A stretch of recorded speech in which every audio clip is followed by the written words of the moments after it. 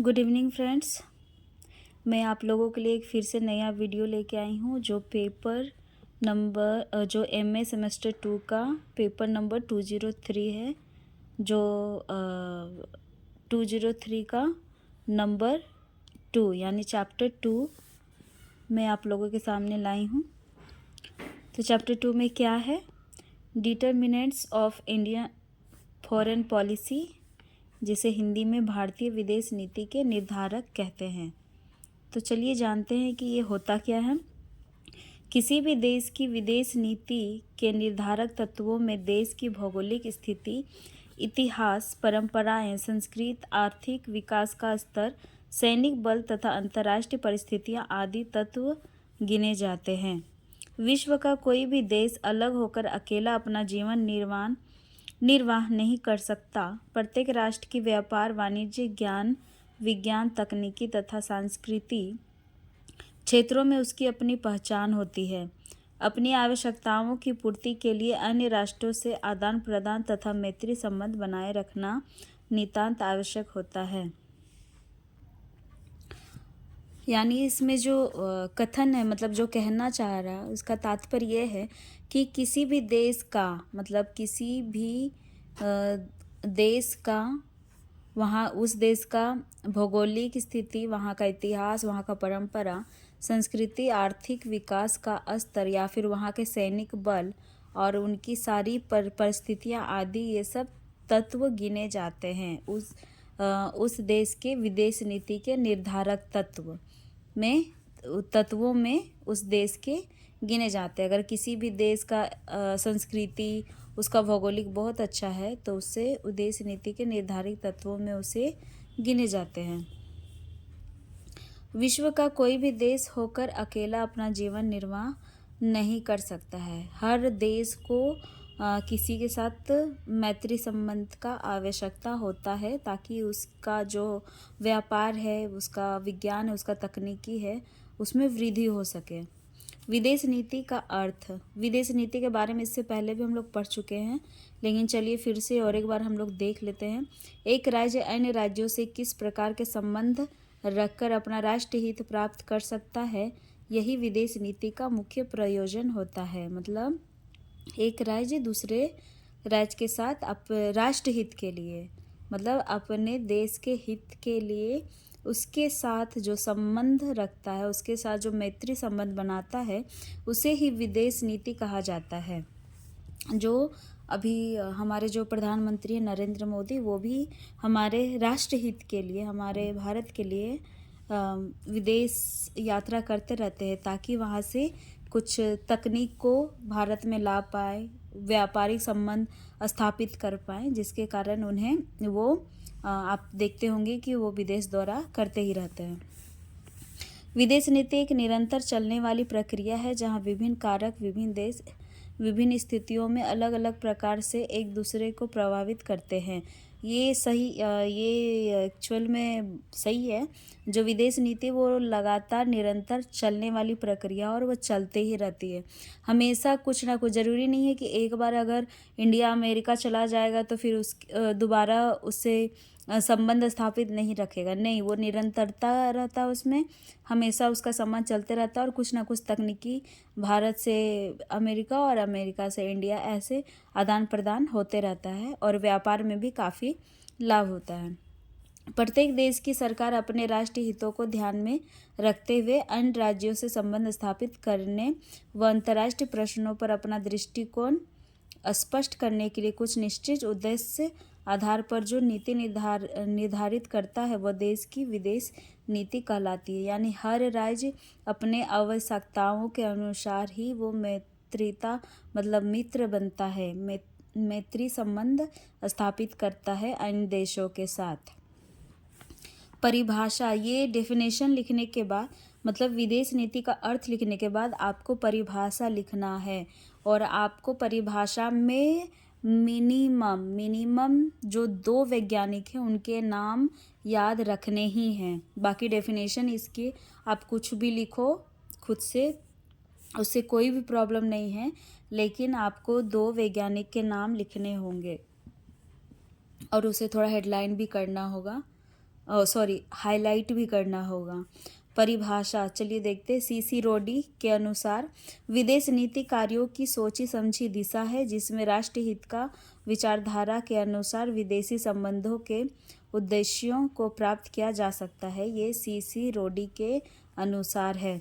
महेंद्र कुमार ने क्या कहा? मुख्यतः विदेश नीति का उद्देश्य होता है देश की स्वतंत्रता और अखंडता की रक्षा तथा राष्ट्र के लिए एक ऐसी स्थिति प्राप्त करना जिससे कि बाहरी देश हमें सहयोग दे और हम उन्हें।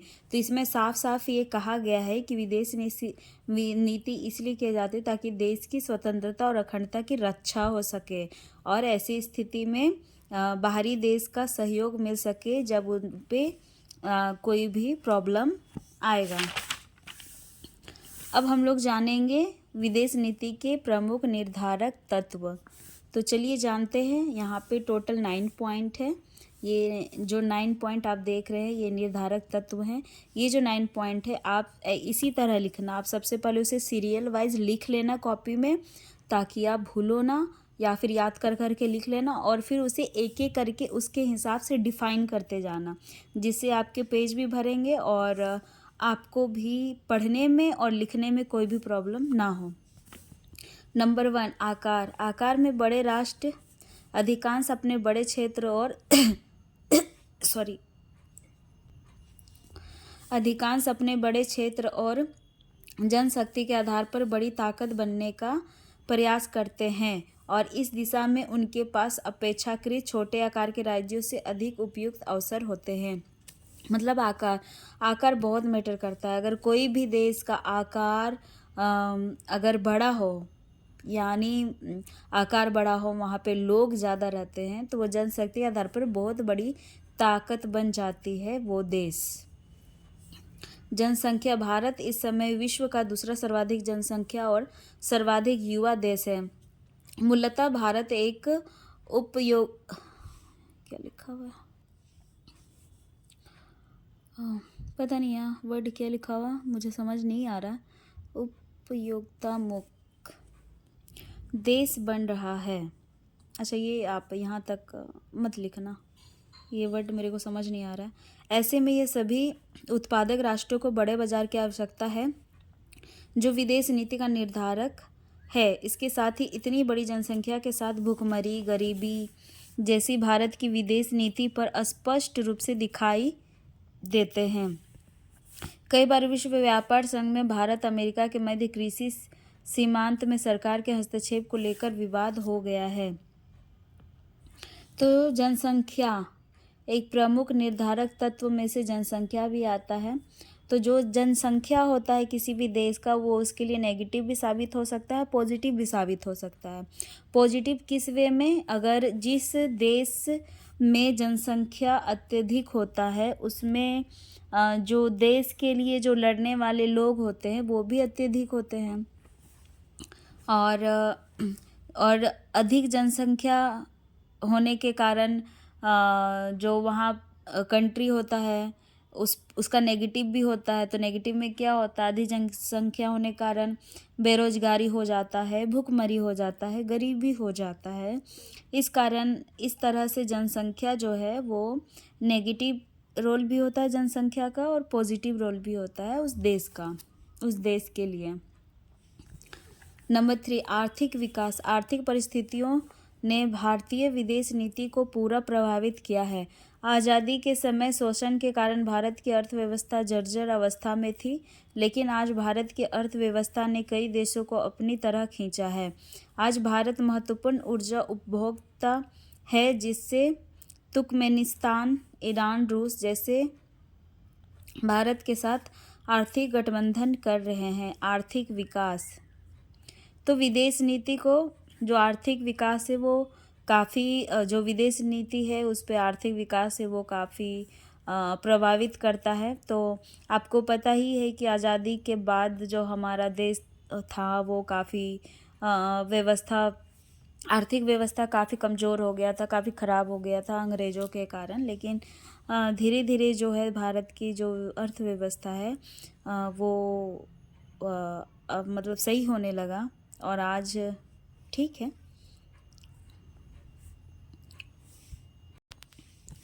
आज जो हमारा भारत है वो महत्वपूर्ण ऊर्जा उपभोक्ता है, जिसके कारण ये सब जो देश हैं वो आर्थिक गठबंधन करना चाहते हैं हमारे देश के साथ। फोर्थ नंबर सैनिक शक्ति। आज भारत थल सेना से तीसरा, वायु सेना में चौथा और जल सेना में छठा सबसे प्रिय देश है। इसके साथ ही भारत के परमाणु ऊर्जा भंडार भी हैं। तो ये सैनिक शक्ति, तो सबसे पहले हम लोग जनसंख्या में बताए थे कि जिस देश की जनसंख्या होती है वहाँ के जो अत्यधिक वहाँ पे सैनिक अत्यधिक देखने को मिलेंगे, जल थल और वायुसेना अत्यधिक देखने को मिलेगा, तो वो पॉजिटिव है। तो ये सैनिक शक्ति भी है पॉइंट में। नंबर 5 में ऐतिहासिक परंपरा। भारत की विदेश नीति के निर्धारक में इतिहास की भूमिका कुछ कम महत्वपूर्ण नहीं रही है। अतीत से भी भारत सहनशील और शांतिप्रिय देश रहा है। भारत ने सभी देशों के साथ समानता और मित्रता की नीति का अनुसरण किया है। पाकिस्तान ने भारत का एक के बाद एक आक्रमण किए, किंतु फिर भी भारत की नीति उसके साथ मैत्री और सहन शक्ति ही रही है। तो ऐतिहासिक परंपरा मतलब भारत का ये ऐतिहासिक परंपरा है कि वो शांति को ज़्यादा प्रेफरेंस देता है।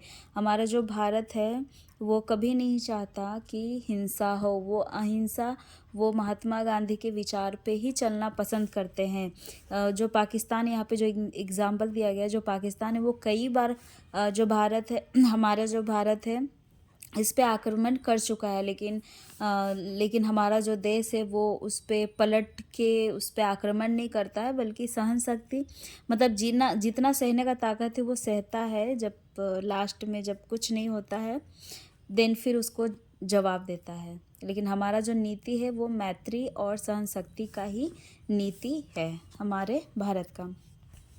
नंबर 6 तकनीक विदेश नीति के निर्धारण का एक महत्वपूर्ण कारक है। दुनिया के सभी राष्ट्र विकसित और विकास एवं तकनीकी क्षेत्र में अपने को आगे करना चाहते हैं। आज बड़ी शक्तियों के अधिक शक्तिशाली होने के कारण यह है कि उसके पास उच्च तकनीक है।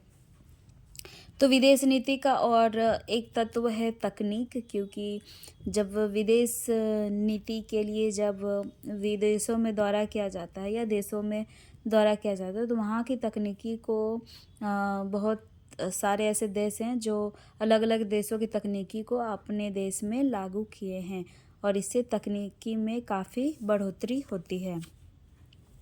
जनमत के विदेश नीति के निर्धारक में महत्वपूर्ण भूमिका होती है। विश्व इतिहास में हुई क्रांतियाँ तथा द्वितीय विश्व युद्ध के बाद अंतर्राष्ट्रीय राजनीति में हुए परिवर्तन के फलस्वरूप शासन क्षेत्र में चाहे वो आंतरिक हो या बाह्य, जनता की आवाज़ को गंभीरता से सुना जाने लगा। यानी जनमत का भी होना जरूरी है।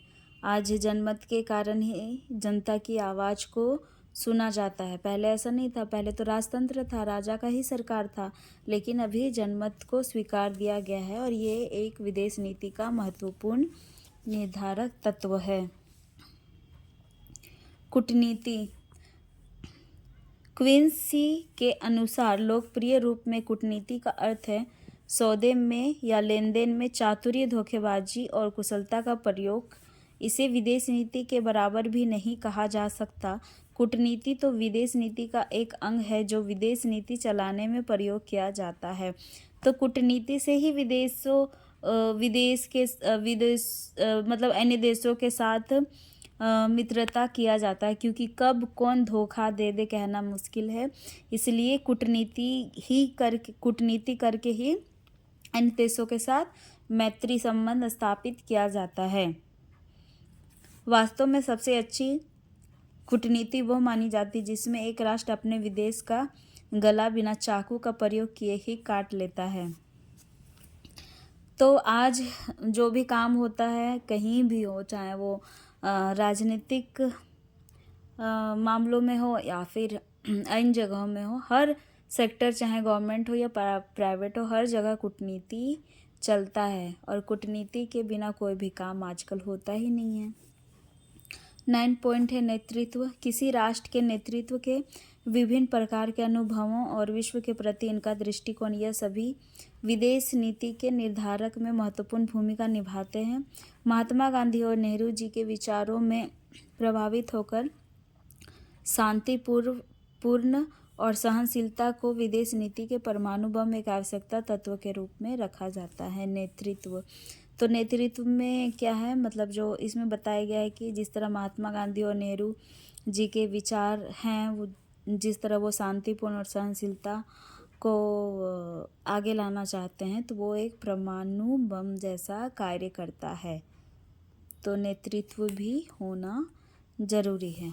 तो ये है आज का टॉपिक, आज का सेशन। आई होप अगर आपको अच्छा लगा हो तो आप अपने फ्रेंड्स के साथ इसे शेयर भी कर सकते हैं। और please like my channel, my video.